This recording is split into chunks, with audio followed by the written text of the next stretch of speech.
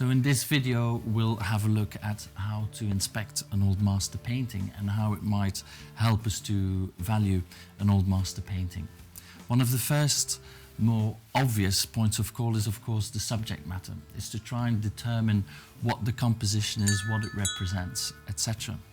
Interestingly enough, in this particular painting by Corrado Giaquinto, we can see that there's only a composition in the lower left half of the painting, which probably sort of pushes us to believe that this was a study for either another painting or a study for a fresco that was made in a church, which is exactly the case for this painting.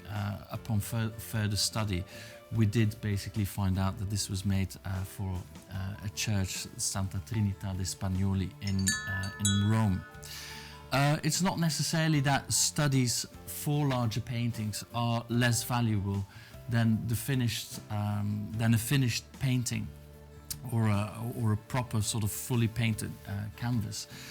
So studies can often be as valuable, let's say, than sort of fully elaborated paintings.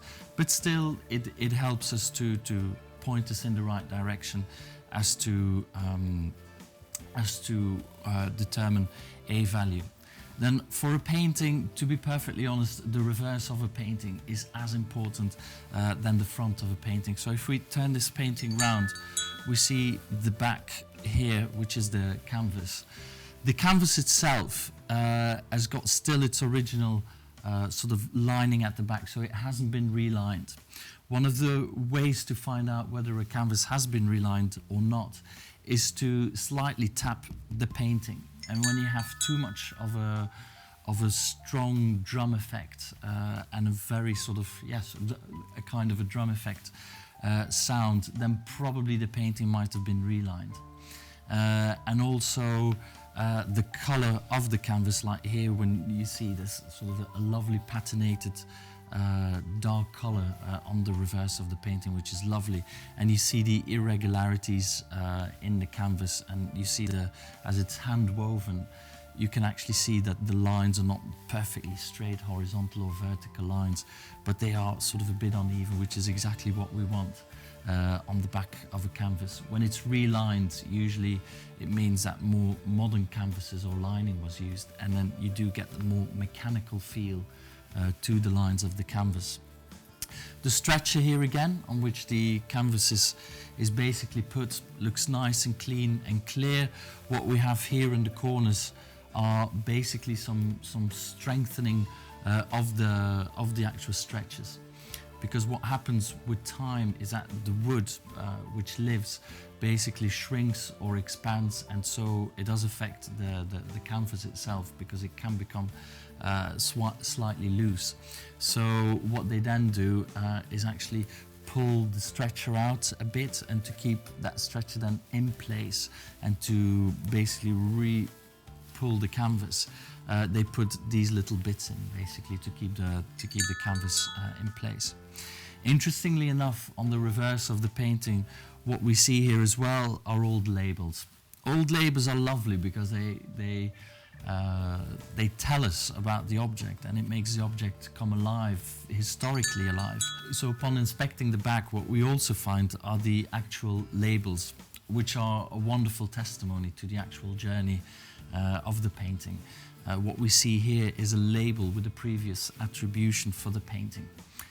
Attributions can often change over the years, so an attribution in 1850 might be different to a contemporary attribution, because of course studies always get more in depth, and knowledge and academic knowledge and work get sort of more and more deep, so attributions do change over the years. And then what I'll do now is take the canvas out of its frame, and then we'll just have a look at the actual nails of the canvas. So what we see here on the side are these lovely old nails that hold the canvas onto its stretcher, and you can actually see the old canvas, how shriveled and worn it is, which is exactly what we want when a canvas hasn't been relined. And what you can also see is the line where the painting actually stops onto the canvas, which again is sort of a lovely sign and a sign of the authenticity of the piece. What happens when you reline a painting is that your surface at the front also becomes flatter. So it does affect the depth of a painting, and it does affect the raised highlights. So your painting overall becomes slightly flatter. And that, together with the more drum effect that you have, is something that collectors like to see less actually. So lined paintings, relined paintings can actually have a detrimental effect on the value. And that, of course, is always the eternal sort of question, and the eternals going back and forth. Should you reline and hence conserve the painting a bit more for conservational purposes, or should you really leave the painting as it is and not really touch it? But then it might have a detrimental effect on the actual painting itself. So that's an eternal dilemma. And then another step in trying to identify or value an old master painting is actually to get one of these. You can buy these for £10 or $10 off eBay, and it's a UV light and it's most useful. You can use it not just for paintings but even for ceramics and other works of art, and what it does, it actually reveals any imperfections of the painting, any repainting, any areas of restoration. So again, it helps you to unravel the history of the painting and what has happened to it.